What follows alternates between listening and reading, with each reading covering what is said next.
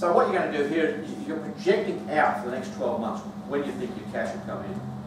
Okay? Budgets also tend to be static. So once you set your budget up, you normally don't change it for the year. What you try and then do is explain variations between what's actually occurred and what was budgeted for. You just don't simply change the budget to reflect what the actual is. Okay? So you should be able to explain why there's a variance between budget and actual. And that explanation, the better that explanation is, the better you'll be able to manage your process. Okay? This one here, you said you project out where you're going to go for the next 12 months, and then you can work out which months you're going to be short of cash, you anticipate you'll be short of cash, and which months you think you'll have surplus cash.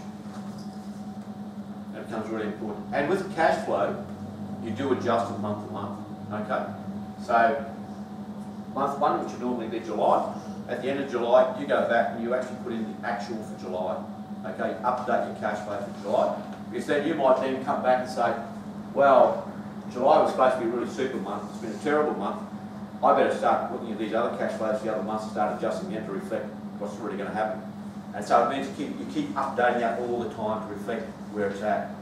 And over a 2 or 3 year period, your cash flow should get more and more sophisticated and more relevant to what actually really does happen. The first time you do it, you can be all over the place. It's hard, sometimes it's hard to predict what's going to happen over 12 months' time. Now, Dan, if you had a really, really cold winter, you might find it's down 20% more than what you anticipated. But if you've got an incredibly mild winter, you might be up 15–20% on what you anticipated. And that can be it's not necessarily easy to measure year to year. Because we all know what the weather's like at times. So they jump up and down. Yeah. Okay. Heaters in the gym. What's that? Heaters in the gym. Heaters in the gym, give them Okay. What's a budget look like?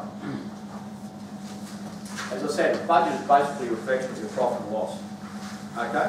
So it doesn't have those, you know, if you purchase a car or take out a loan, those don't give you at all. Okay? It's purely looking at your sales, your cost of goods sold, and what your expenses are, and then coming to a profit at the end of the month. Okay? And you just carry your profit forward until you hit the end of the year and we see where our profit is. And again, that spreadsheet is in the disk, so you can use that again. You can vary these to reflect what's relevant to your business. Who here sells more than one product? Fair few, okay. Up there, it's just got open stock. Now, in this case, you may or may not have stock depending on what sort of product you sell.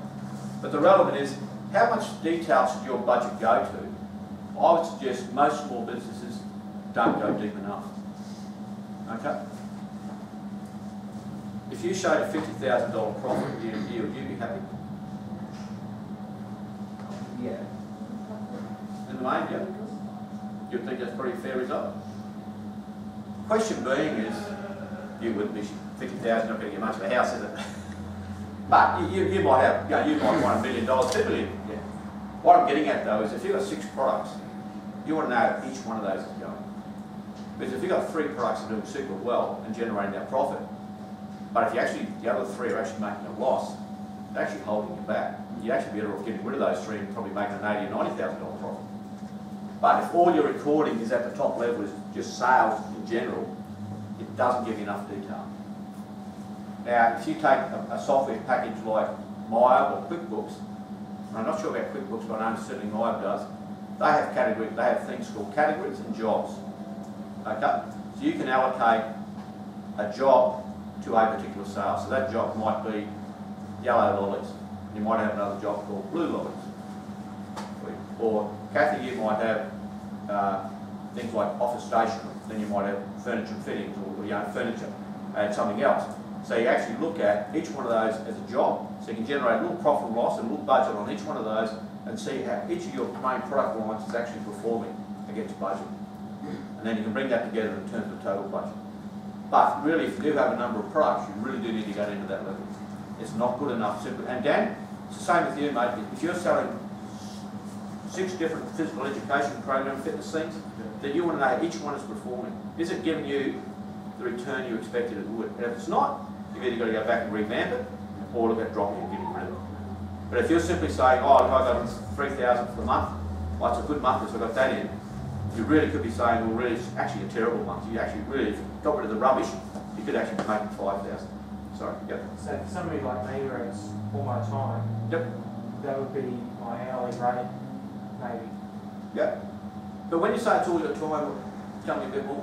You know, I've obviously got other expenses that are Yep. included, Yep. like wages and things Yep. like that. But if you broke it down to each individual one, like, I could actually bring that down to hourly rates after, Yep. what do you think? Well, Because I don't actually have a product, but if you said Yes. When you if say- a service was a product, So if you, are you doing a lot of this service that is quicker, easier, more profitable to you? Or are you bogging down in hard stuff, where it's takes you longer but you're not charging you know what I mean? But you're just still charging the same hourly rate for that as opposed to that. Every job's the So same, you get- right? no, they're all different hourly rates. Yep. So have you got yours broken down in carpet cleaning, lawn mowing, Yeah, that's what outdoor- So each one of those is a product in its own Yeah. right, and you need to cost that in terms of revenue, expenses and revenue individually. Yeah. So you're obviously going to have overheads you're going to have to spread across. Just for example, the electricity in this room, you can't really say, oh, that belongs to sales, it belongs to marketing. You've got to say, okay, that's an overhead, we're going to spread it across everyone. You might say, you might do that by floor space. So if you have X floor space, that's a certain percentage. This one here's floor space is better. So you've just got to work out how you allocate that overhead cost. Insurance. I mean, once you've taken out insurance for the year, it really doesn't matter whether your sales are $1 million or $10 million, it's still $1,000 a year insurance. So you just split that accordingly. Does that make sense? Yeah. So whatever you do, if you've got carpet cleaning, you've got mowing, each one of those you need to determine what revenue should come in from those.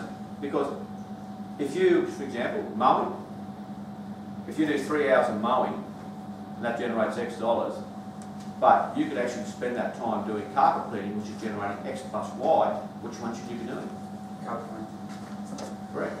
And that's why you've got to get that split and to see which one's viable and which one's not. Or how you do the combination to give you the best result. Okay. Does that make sense? Yeah. Okay, that's good. So at the end of here, we're going to come to a profit and loss each month. And we just said, if that's the case, if you make a loss, you work out why. So you go back to individual things.